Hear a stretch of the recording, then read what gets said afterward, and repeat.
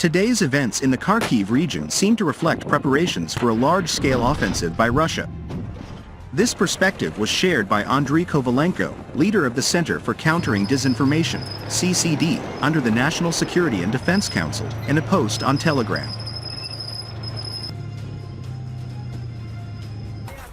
Despite the challenging situation, the defense forces maintain control.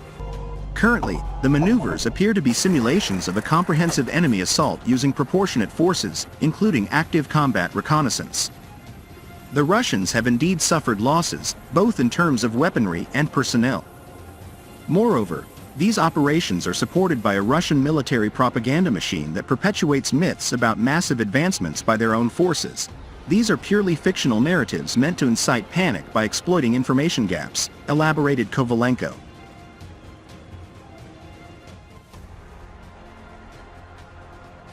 In the words of Andriy Kovalenko, specific areas are encountering challenges but remain firmly under the control of the Ukrainian forces. Our adversaries frequently attempt to stir up an information frenzy.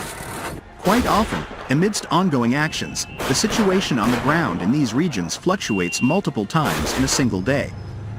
This results in a dynamic environment, with comprehensive information only available via official channels.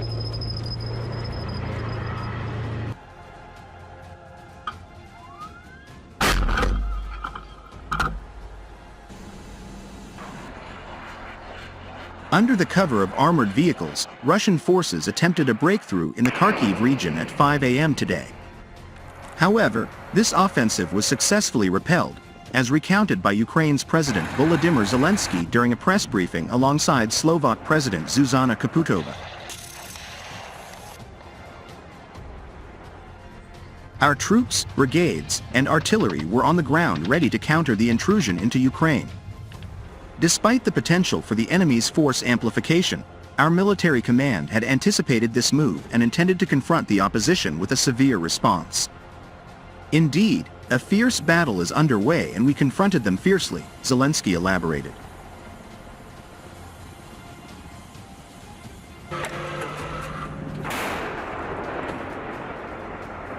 The Defense Ministry also disclosed that the Russian military instigated an attack using guided aerial bombs aimed at Vovchansk.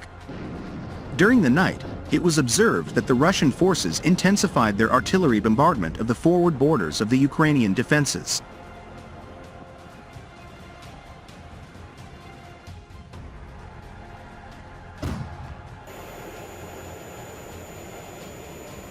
It was in April when the Russian forces launched an attack on Vovchansk, nestled in the Kharkiv region.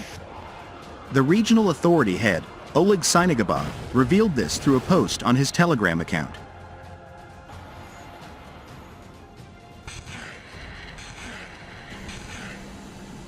As per Sinigobov's statement, 2 personal residences and a towering 9-story apartment complex were targeted in Russia's strike. Consequently, the third entrance of the apartment building was completely obliterated, and considerable damage was inflicted on the second building's rooftop. Regrettably, 2 residents found themselves trapped in their apartments due to the strike. As a tragic outcome, 2 lives were lost and 2 others were left nursing injuries. Earlier, BulgarianMilitary.com brought to our attention today an intelligence report issued by the Ukrainian military. They claimed responsibility for setting fire to an oil refinery in the Kaluga region of Russia on May 10th. These intriguing details were disclosed by a reliable insider source at the Kyiv Independent.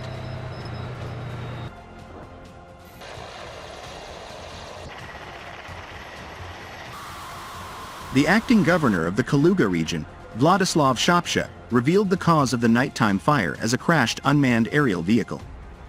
Although he didn't specify which exact facility was affected by the incident, local eyewitnesses reported seeing flames at the first plant, the region's most important petrochemical facility. This information was confirmed by the Russian channel Telegram Mash. The targeted oil refinery, situated almost 220 miles from the Ukraine border, approximately 350 kilometers, specializes in the complex treatment of crude oil and gas condensate.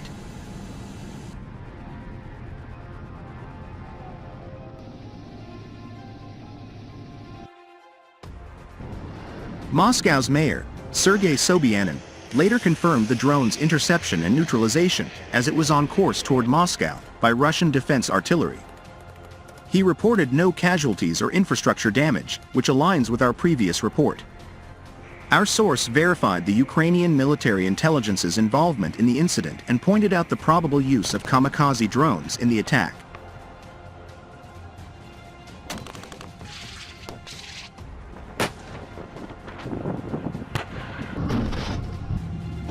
The Russian assault raises fears that the war, which has long been fought in eastern and southern Ukraine, may expand to a new front in the north, which may be probing Ukraine's defenses for weaknesses.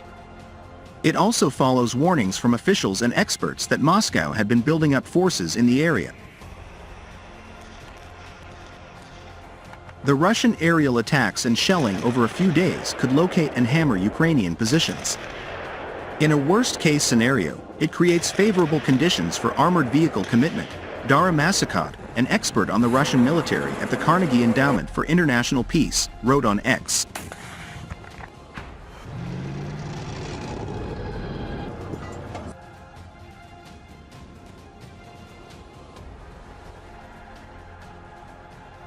Analysts at the Institute for the Study of War think tank noted that the new operation is unlikely to result in Russia seizing Kharkiv, Ukraine's second-largest city, which has come under intense aerial attacks in recent weeks. The analyst said Moscow lacks enough troops in the area and did not try to attack the city from multiple directions. This could, however, change in the future.